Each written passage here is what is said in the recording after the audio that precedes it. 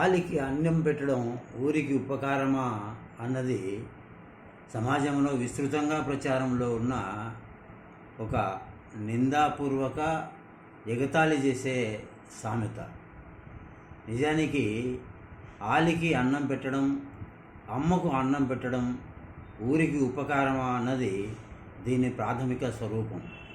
ఉమ్మడి కుటుంబాలు తగ్గిపోయి అమ్మలు కొడుకులతో ఉండడము అపూర్వమైన తర్వాత బహుశా అమ్మల అనే పదాన్ని ఈ సామెత నుండి తొలగించి ఉండవచ్చు.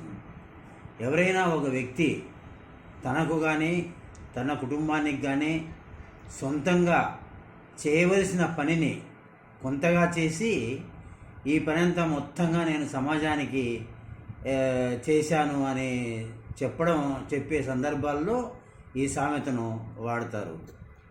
ఈ సామెతలో ఆలి అన్నది భార్య అని అందరికీ తెలుసు.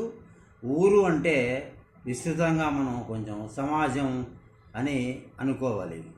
దీని వెనుక ఒక ఊహాజనిత కథనం ఉంది. అదేమంటే, ఒక ఊరిలో పూర్వం ఒక పిసినారు ఉండేవాడట. అతను ఇతరుల కోసం ₹1 కూడా ఖర్చు పెట్టేవాడు కాదు. తనకు తాను కూడా చాలా లెక్కించి అవసరమైతేనే 10 మార్లు ఆలోచించి ఖర్చు పెట్టేవాడు. అలాంటి వాడు తన భార్యకు రోజువారీ అన్నం పెట్టడం కూడా పెద్ద ఘనకార్యంలాగా భావించేవాడు. ఒకసారి వీధిలో ఏదో చర్చల సందర్భంలో, నేను నా భార్యకు రోజు అన్నం పెడుతున్నాను, నేను ఎంత ధర్మాత్మనో చూడండి, మొత్తం ఊరికే ఉపకారం చేస్తున్నాను అన్నాడట. ఆ రోజు నుండి ఈ సామెత స్థిరపడింది. ఇది ఒక వ్యక్తి చిన్న పని చేయవలసిన దాంట్లో చేసి పెద్ద పని మొత్తం సమాజానికో దేశానికో చెప్తున్నట్లు సందర్భాల్లో వాళ్ళని ఎత్తి చూపడానికి వాడినా, దీన్ని ఈ సందర్భంలో ఈ రోజుల్లో రాజకీయవేత్తలు మాయమై రాజకీయులందరూ రాజకీయ వ్యాపారులుగా మారిన తర్వాత వాళ్ళ ప్రక్రియకు ప్రధానంగా అనువర్తిస్తుంది. ఎందుకంటే వీళ్ళు అసలు పనులే చేయకుండా, ఏ పనే కానీ చేయకుండానే వాళ్ళు చేసినట్లు ప్రచారం చేస్తుంటారు. ఎన్నికల ప్రచారంలో మామూలుగా ఎన్నికలు వచ్చినప్పుడు అనేక శంకుస్థాపనలు చేస్తారు. కోట్ల రూపాయల పథకాల శంకుస్థాపనలు. అవన్నీ పూర్తయినట్లు, వాటి ప్రయోజనాలన్నీ ప్రజలకు అందుబాటులో ఉన్నట్లు వాళ్ళు మీసాలు దువ్వుతూ వాళ్ళు పూడుకుంటూ మాట్లాడుతూ ఉంటారు. అసలు ఏమి పని మాత్రం ఆ తర్వాత ఎన్నికలు వచ్చినా కూడా జరగదు. ఉదాహరణకు గుంటూరులో నందివెలుగు పోయే దారిలో దాదాపు 10 సంవత్సరాల క్రితం మొదలుపెట్టిన రైల్వే వంతెన ఇప్పటికి ఇంకా సగం కూడా పూర్తి కాల.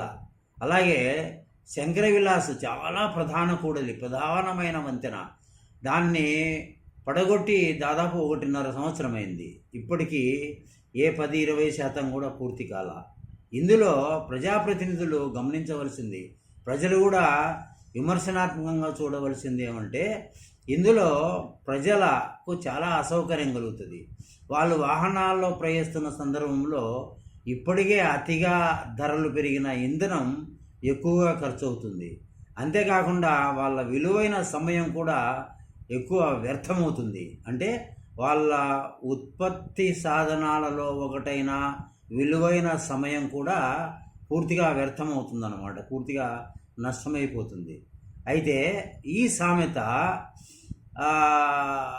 ఒక రకమైన, మామూలుగా ఏ సామెత అయినా సరే సమాజంలో ఆనాటి స్థితిగతులకు అనుకూలంగా ఉన్న సంస్కృతి, అలవాట్లు, వాటి మీద ఆధారపడి సామెత పుడుతుంది. అలాగే ఈ సామెత కూడా పుట్టిందని నా అభిప్రాయం. ఎందుకంటే ఆడవాళ్లకు, వాళ్ళు భార్యలు కానీ అమ్మలు కానీ, వాళ్ళు ఉచితంగా తింటున్నారని, వాళ్ళకు పెట్టే తిండి దండగాని భావించే రోజుల్లో పుట్టిన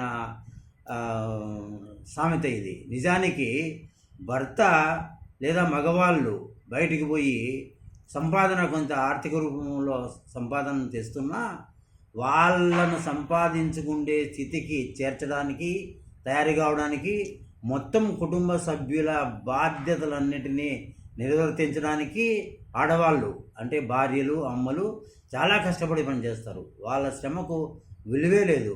వాళ్ళ శ్రమశక్తిని అపురూపంగా విపరీతంగా ఖర్చు పెట్టి శ్రమను కుటుంబ శ్రేయస్సు కోసం వాళ్ళు ఖర్చు పెడతారు. వాళ్ళు తినే తిండి లేదా కట్టుకుంటే చిన్న చిన్న బట్టలు వాళ్ళ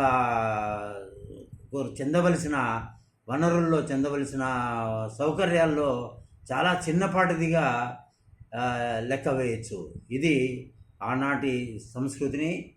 అయితే ఇప్పుడు మారిన పరిస్థితులలో ఆడవాళ్ళు కూడా బాగానే చదువుకుంటున్నారు, ఉద్యోగాలు కూడా సంపాదించుకుంటున్నారు.